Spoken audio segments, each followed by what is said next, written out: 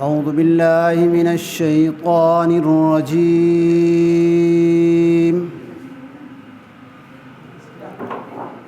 بسم الله الرحمن الرحيم.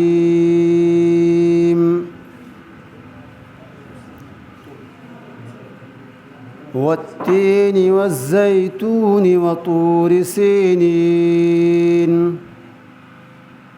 وهذا البلد الأمين.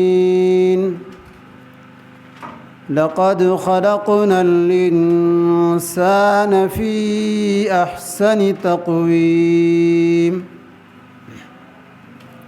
ثم رددناه أسفل سافلين إلا الذين آمنوا وعملوا الصالحات فلهم أجر غير ممنون.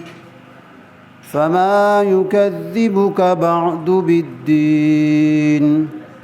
أليس الله بأحكم الحاكمين؟